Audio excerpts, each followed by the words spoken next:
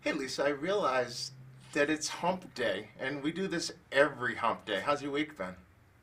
My week's been great. And my mom was in town visiting. We did lots of touristy stuff here in SoCal, and the weather's been gorgeous. And yeah, so far so good. I'm hopping on a plane as soon as we're done here to head back to Atlanta. So life's busy, but it's all good stuff.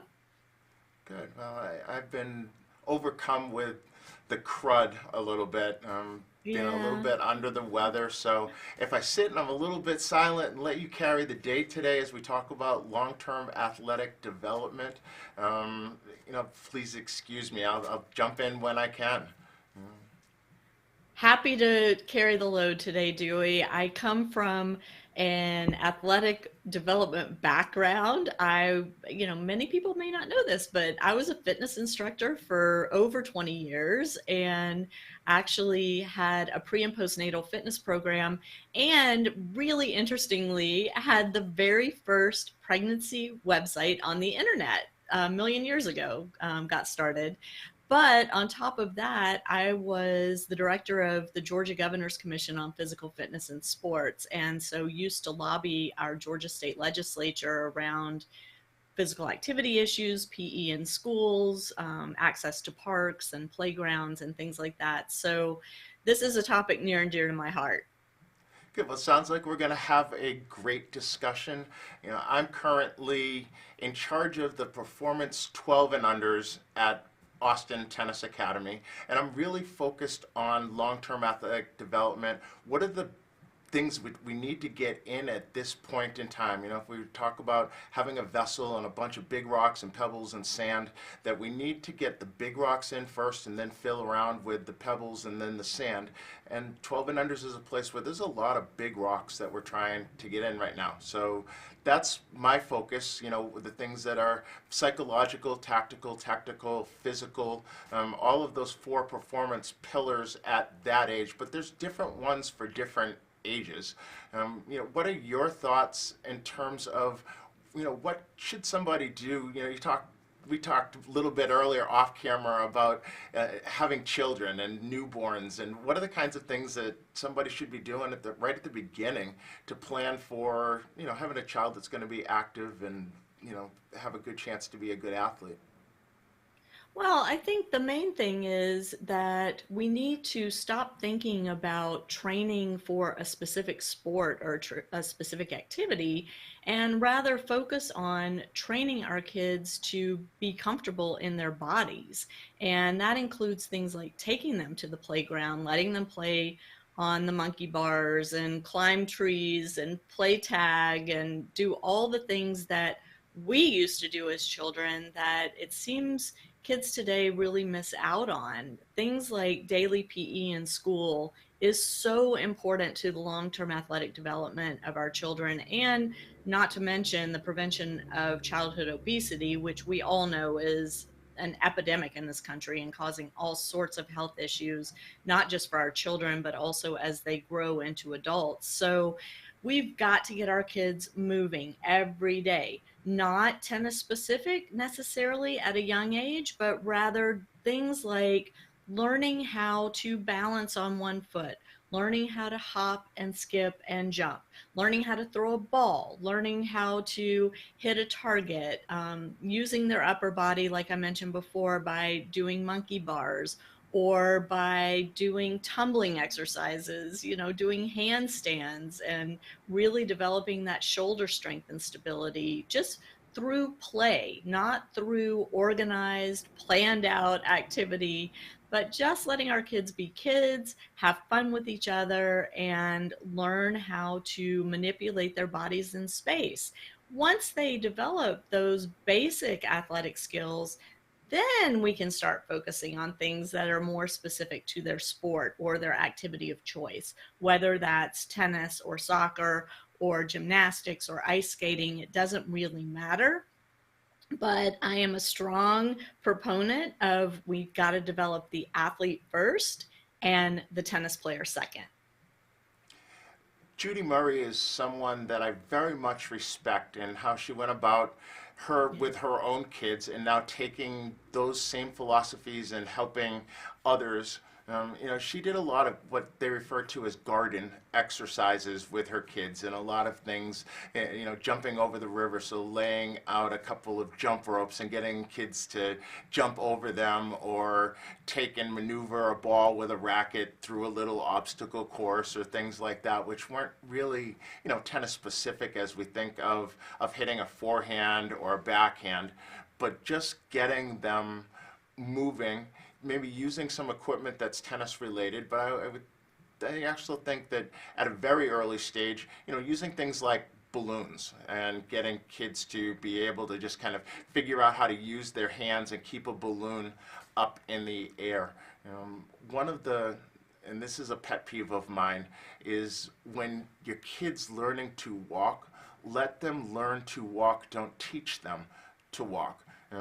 Let them fall down, let them learn balance. Don't take their hands and be like this. I think next time you go to the mall, if you look around, you'll be able to spot the people whose parents taught them how to walk, and they walk very rigidly. They generally don't turn into good athletes. So I think we've got to let them fall, and we've got to figure out what those things are which are most important at different stages. So if we would kind of get into someone playing tennis, um, you know, are there various stages and different things which someone should be trying to get in at different ages?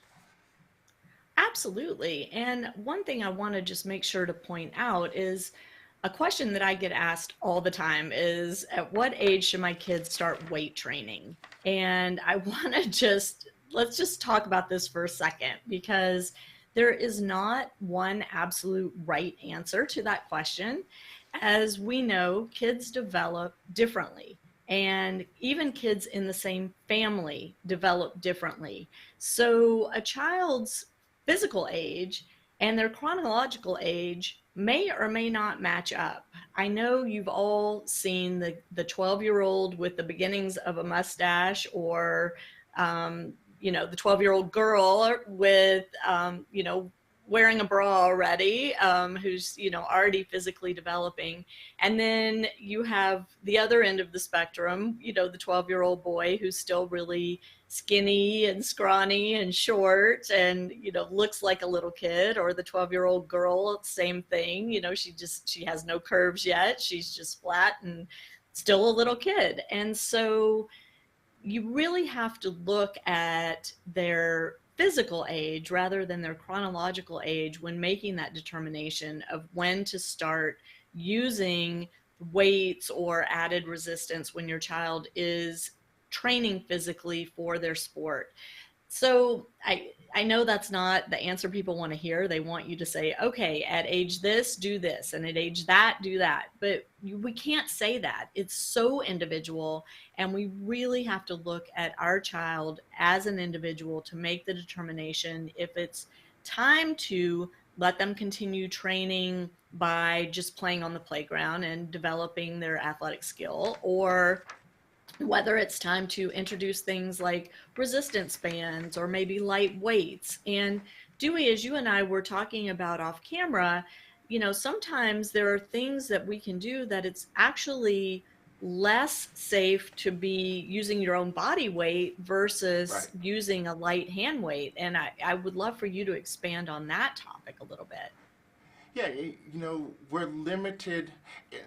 Say we have a little chubby kid that doesn't have a lot of muscle mass, and we want that person to be using body weight. So we're saying do push-ups and things like that. Well, they're actually trying to push that entire mass of their body, where we could take a much lesser weight, say 2 5-pound dumbbells, and have them do some kind of press exercise where they're only using 10 pounds as opposed to using their whole weight, which may be 70 pounds at that point in time. So sometimes we can use weights to lessen the load versus if we were having them do body weight, or what a lot of people might call isometric type exercises.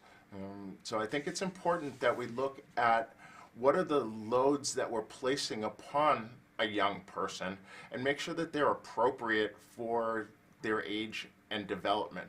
I would say at no point in time before we kind of hit the latter part of adolescence or puberty, should we be adding forces greater than body weight? So I would say that body weight is a standard which is a maximum, not a minimum for that, prepubescent type child. And then once we get past that, then we start adding things for ground forces and explosive type power. Absolutely. Yeah, and I think, the concern here is we want to protect our children's developing joints and muscles and connective tissue. We, excuse me, we don't want to put too much stress on those things. And by using body weight only, assuming they are within a healthy range, body weight wise, and not, as you said, like a child who may be a little on the chubby side and their body weight may actually be too strenuous for their connective tissue and joints to handle.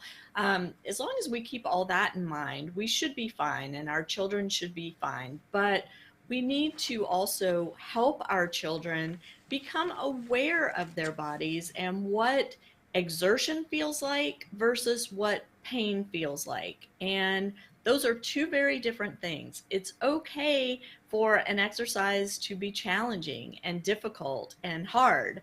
It's not okay for the exercise to cause pain at the joint or at the connective forces or within the muscles themselves. And so that's one of those things that as we're helping our children develop their physicality, we want to help them understand what things feel like in their bodies, how to recognize when something is within the limits of what they should expect to feel performing a certain exercise versus something that is potentially damage causing when performing an exercise. And this is a skill that will really help them as they start to compete as well, because once they're on a tennis court without us and without their coaches, they need to recognize when they are able to continue competing in extreme conditions, for example, or after maybe twisting an ankle slightly or tweaking an elbow or tweaking a shoulder, versus when it's time to say, you know what, I can't continue playing today. I have injured myself and I need to take a break. Okay, so we've been largely talking about the physical component of those four pillars. From a tennis specific standpoint, I think that we also have to think about at what age is it most important to be thinking about certain technical aspects and how much we kind of put weight on winning from a psychological perspective. And too many people are enamored with that I have the best 12 and under in the United States or in the world, and where that really isn't important, because I could create the best 12 and under in the world and not put in all of the things which are important to have at the end of that phase. And so I think really if we were to look at the scales of performance and outcome, so winning, at that early stage, the 12 and unders, and even through the 14 and unders, probably 15 years old for a girl, 16 years old for a boy, that performance is way more important than outcome. And then as we get to that age, sophomore, junior year in high school, when now it's a issue of, am I going to get recruited by a college coach? Well, I now have to win. So I have to kind of put a little bit more on the outcome and a little bit less on the performance. With your son, what did that process look like? How were his coaches focused on his development? I think they did a really good job. My son went through a phase over a year where he was hardly winning matches. And as the parent, I'm watching this and thinking, oh my gosh, what are we doing here? But my son and his coaches really kept their level-headedness about them through that process. I kept waiting for my son to come to me and say, this sucks, I'm quitting. I hate losing. I don't want to do this anymore.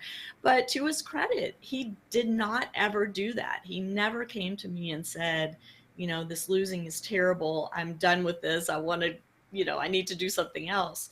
He understood, because of the coaching he was receiving, that this was all part and parcel of, as we're talking about today, long-term athletic Right. development, and that the long-term view has to take precedence. And the short term sometimes can really be miserable and awful and depressing, but we have to keep. My middle daughter used to always say, we'd ask her if she could see something in the distance, and she'd say, "Oh, wait, let me put my long eyes on, and then I can see it."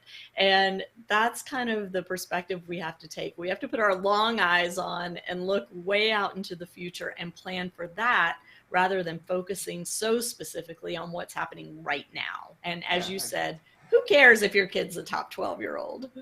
Right. It's, I've heard a lot of people talk about it that were very good. Justin Gimelstob, who was number one in every age group coming up through, actually said to me that he thought he would have been a better pro had he not been number one, because while the people around him were focused on him getting better as he went from one age group to the next, there couldn't help but be that pressure of, well, am I going to be number one again?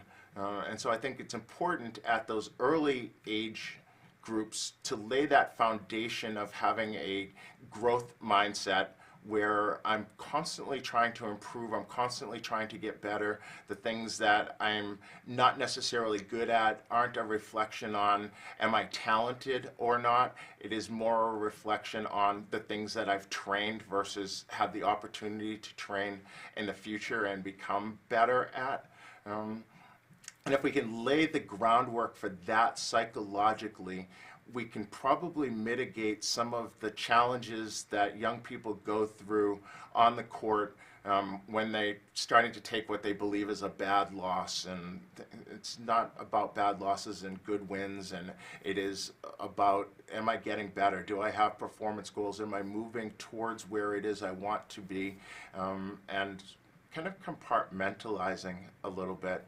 And I would hope that parents, as they look at the long-term development of their athlete, don't get concerned with where they are at 5 years old. I think on the Parenting Aces group, I was hoping you would bring that up. have a parent talking about they felt like their 5-year-old was stagnating, right? Yeah.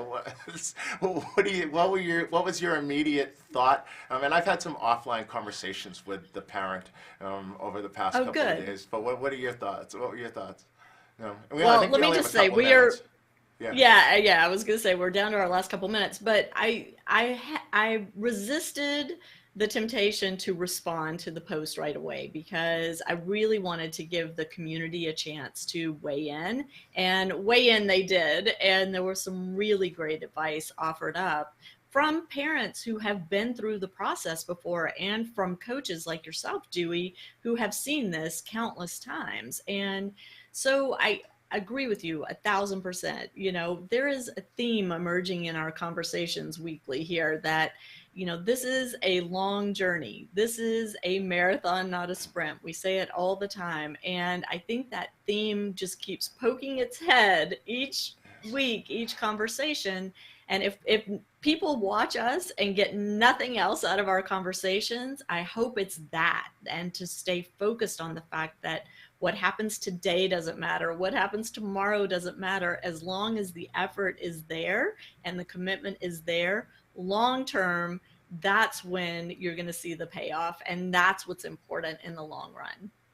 I have to agree with you 100%, Lisa. That is what these conversations are about, helping you by sharing our experiences. I don't know if we want to call it knowledge or wisdom, but we've been through the journey several times through several generations of players, and we've seen the things which universally didn't work as much as did work, and we want to be able to share that information with you here each week. And we get a chance to chat with each other, and Lisa and I are getting to know each other some here, and I think just as what she said, we're learning that there's some similarities, and there's a reason that we're doing this together. So Absolutely. Well, thanks, Dewey, for another great conversation. I'm glad you're feeling a little bit better. You certainly look great. You don't look like you were laid up all weekend. So Thank you. keep mending and getting better. Those kids need you out there. And I just And want to mention, I am off to Atlanta as soon as we get offline today.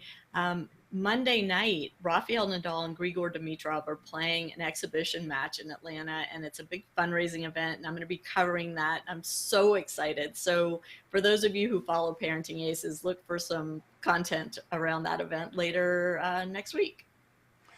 awesome. Well, have a great trip, and we'll be back again next week with another We sure edition of will. Tennis Takeaways with Lisa and Dewey. Bye, everybody.